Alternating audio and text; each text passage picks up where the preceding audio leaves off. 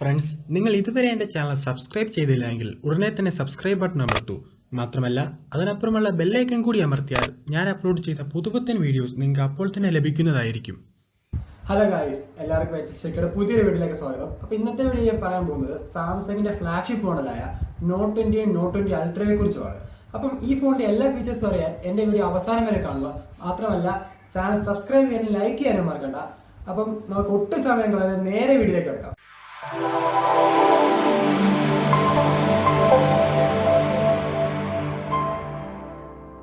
അപ്പോൾ friends, not 20യുടെ not 20 അൾട്രയുടെ design ശ്രദ്ധിക്കുകയാണെങ്കിൽ not 20യുടെ back നമുക്ക് പ്ലാസ്റ്റിക് ബിൽഡാണ് കിട്ടുന്നത്. എന്നാൽ നോട്ട് 20 അൾട്രയുടെ ഗ്ലാസ് ബിൽഡ്, ഈ ഗ്ലാസ് ഗൊറില്ല ഗ്ലാസ് വിക്ടസ് പ്രൊട്ടക്ഷനോടുകൂടിയാണ് വരുന്നത്. മാത്രമല്ല ഈ രണ്ട് ഫോണിൻ്റെയും ഫ്രെയിം സ്റ്റെയിൻലെസ് സ്റ്റീൽ കൊണ്ടാണ് നിർമ്മിച്ചിരിക്കുന്നത്. നോട്ട് 20യുടെ വെയിറ്റിനെ പറ്റി പറയുകയാണെങ്കിൽ നോട്ട് 20 192 ഗ്രാം വെയിറ്റോടുകൂടിയാണ് വരുന്നത്. എന്നാൽ നോട്ട് 20 അൾട്ര വരുന്നത് 208 ഗ്രാം വെയിറ്റോടെയാണ്. അത് വളരെ കൂടിയ വെയിറ്റ് ആണ്.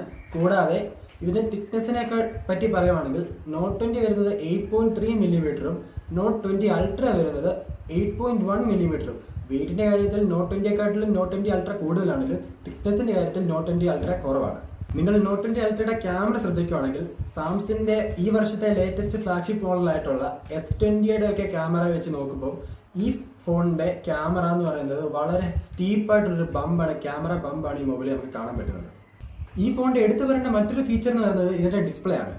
നോട്ട് 20യുടെ ഡിസ്പ്ലേ നോക്കുകയാണെങ്കിൽ 6.7 ഇഞ്ചിൻ്റെ super AMOLED full HD plus ഡിസ്പ്ലേയും കൂടാതെ ഇതിൻ്റെ 60 Hz റിഫ്രഷ് റേറ്റും കിട്ടുന്നുണ്ട്.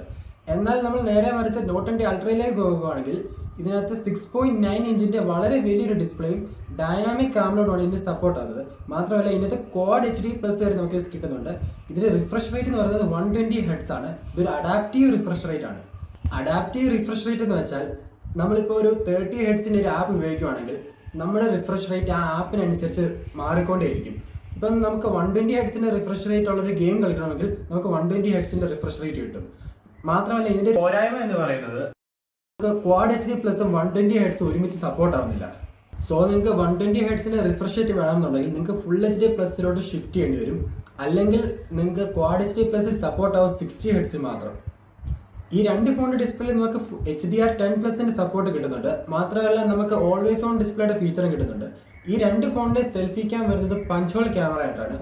നോട്ട് 20യുടെ ക്യാമറ നോക്കുവാണെങ്കിൽ അത് കുറച്ചുകൂടെ വലിയ ക്യാമറയാണ് നോട്ട് 20 അൾട്രയെ അപേക്ഷിച്ച് നോക്കുമ്പോൾ. സോ ഈ ഫോണിൻ്റെ പെർഫോമൻസിനെ പറ്റി പറയുവാണെങ്കിൽ US-ൽ ലോഞ്ച് ചെയ്യാൻ പോകുന്ന നോട്ട് 20യിലും നോട്ട് 20 അൾട്രയിലും നമ്മൾ എല്ലാവരും വിചാരിക്കുന്ന പോലെ നമുക്ക് എല്ലാവർക്കും ഏറ്റവും ഇഷ്ടപ്പെട്ട പ്രൊസസ്സറായ സ്നാപ്ഡ്രാഗൺ 865+ പ്രൊസസ്സറാണ് നമുക്ക് കാണാൻ കഴിയുന്നത്. എന്നാൽ ഇന്ത്യയിൽ ഉൾപ്പെടെ ബാക്കി എല്ലാ രാജ്യത്തും Exynos 990 പ്രൊസസ്സറാണ് സാംസങ് ഈ ഫോണിൽ കൊണ്ടുവരാൻ പോകുന്നത്. സോ സ്നാപ്ഡ്രാഗണിൻ്റെ 865+ പ്രൊസസ്സറും സാംസങ്ങിൻ്റെ Exynos 990 പ്രൊസസ്സറും കമ്പയർ ചെയ്യുകയാണെങ്കിൽ സ്നാപ്ഡ്രാഗണിൻ്റെ പ്രൊസസ്സറിൻ്റെ ഏറ്റവും ഹയസ്റ്റ് സ്പീഡ് വരുന്നത് 3 GHz എന്നാൽ സാംസങ്ങിൻ്റെ Exynos പ്രൊസസ്സർ വരുന്നത് 2.7 GHz സ്പീഡുമാണ്.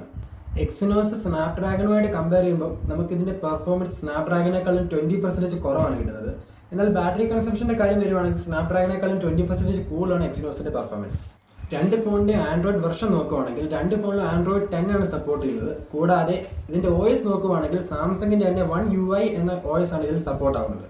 നോട്ട് 20 വരുന്നത് 2 RAM സ്റ്റോറേജ് വേരിയൻസിലാണ്. എന്നാൽ നോട്ട് 20 അൾട്ര വരുന്നത് 3 RAM സ്റ്റോറേജ് വേരിയൻസിലാണ്. നോട്ട് 20യുടെ നോക്കുവാണെങ്കിൽ 8GB 128GB സ്റ്റോറേജും 8GB 256GB സ്റ്റോറേജാണ് കാണുന്നത്.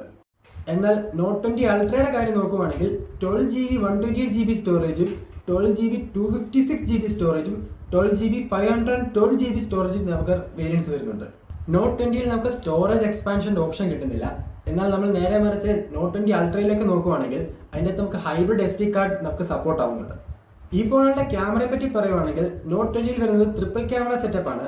ഇതിൻ്റെ പ്രൈമറി ക്യാമറ എന്ന് പറയുന്നത് 12 മെഗാപിക്സൽ ഡ്യുവൽ പിക്സൽ ക്യാമറയാണ്. സെക്കൻഡറി ക്യാമറ എന്ന് പറയുന്നത് 64 മെഗാപിക്സലിൻ്റെ periscope camera with 3x optical hybrid zoom ആണ് വരുന്നത്. ഇതിൻ്റെ മൂന്നാമത്തെ ക്യാമറ എന്ന് പറയുന്നത് 12 മെഗാപിക്സലിൻ്റെ അൾട്രാവൈഡ് ക്യാമറയാണ്. നേരെ മറിച്ച് നമ്മൾ നോട്ട് 20 അൾട്രയുടെ ക്യാമറ സെറ്റപ്പ് നോക്കുവാണെങ്കിൽ ഈ മൊബൈലിൽ നമുക്ക് ട്രിപ്പിൾ ക്യാമറ സെറ്റപ്പ് തന്നെയാണ് കാണാൻ കഴിയുന്നത്. ഇതിൻ്റെ പ്രത്യേകത എന്ന് പറഞ്ഞാൽ ഇതിൻ്റെ പ്രൈമറി ക്യാമറ വരുന്നത് 108 മെഗാപിക്സൽ ക്യാമറയുടെ കൂടിയാണ്. ഇതിൻ്റെ സെക്കൻഡറി ക്യാമറ എന്ന് പറയുന്നത് 12 മെഗാപിക്സലിൻ്റെ periscope camera with 5x optical സൂമാണ്. ഇതിൻ്റെ മൂന്നാമത്തെ ക്യാമറ എന്ന് പറയുന്നത് 12 മെഗാപിക്സലിൻ്റെ അൾട്രാവൈഡ് ക്യാമറയാണ്. അതുപോലെ തന്നെ നമ്മൾ ഈ രണ്ട് ഫോണിൻ്റെ സെൽഫി ക്യാം നോക്കുകയാണെങ്കിൽ രണ്ട് ഫോണിൽ ഒരുപോലെയാണ് 10 മെഗാപിക്സൽ ക്യാമറയാണ് വരുന്നത്. കൂടാതെ രണ്ടിലും 4K 30 and 60 FPS സപ്പോർട്ട് ചെയ്യുന്നുണ്ട്.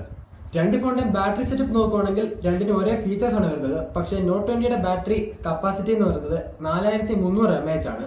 എന്നാൽ നോട്ട് 20 അൾട്രയുടെ ബാറ്ററി കപ്പാസിറ്റി എന്ന് പറയുന്നത് 4500 mAh ആണ്.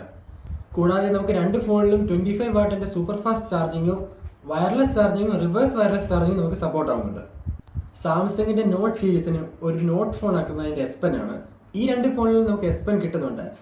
സാംസങ്ങിന്റെ കഴിഞ്ഞ വർഷത്തെ മോഡലായ നോട്ട് 10ലും നോട്ട് 10 പ്ലസിലും കിട്ടുന്ന S Penനെക്കാട്ടിലും വളരെയധികം വ്യത്യാസങ്ങൾ സാംസങ് ഈ പ്രാവശ്യം S Penൽ വരുത്തിയിട്ടുണ്ട്. മാത്രമല്ല സാംസങ്ങിന്റെ S Pen സപ്പോർട്ട് ആവുന്ന ആപ്പുകളുടെ അളവും സാംസങ് വർദ്ധിപ്പിച്ചിട്ടുണ്ട്. രണ്ട് ഫോണിലും അൾട്രാസോണിക് ഇൻ ഡിസ്പ്ലേ ഫിംഗർ പ്രിന്റിന്റെ സപ്പോർട്ട് കിട്ടുന്നുണ്ട്. ഹെഡ്ഫോൺ ജാക്ക് വരുന്നില്ല. കൂടാതെ രണ്ട് ഫോണിലും നമുക്ക് സാംസങ് പെയ്ഡ് ഓപ്ഷനും കിട്ടുന്നുണ്ട്.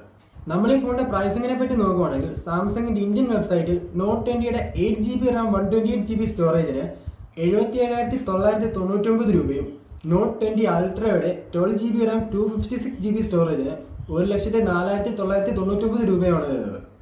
അപ്പോൾ ഫ്രണ്ട്സ്, ഇത്രയുമായിരുന്നു നോട്ട് 20യും നോട്ട് 20 അൾട്രയും തമ്മിലുള്ള വ്യത്യാസങ്ങൾ. നിങ്ങൾക്ക് ഈ വീഡിയോ ഇഷ്ടപ്പെട്ടെങ്കിൽ എൻ്റെ ചാനൽ ഉടനെ തന്നെ സബ്സ്ക്രൈബ് ചെയ്യൂ. വീഡിയോ ലൈക്ക് ചെയ്യാനും ഷെയർ ചെയ്യാനും മറക്കണ്ട. അപ്പം അടുത്ത വീഡിയോയിൽ കാണുന്നവരെ ബൈ.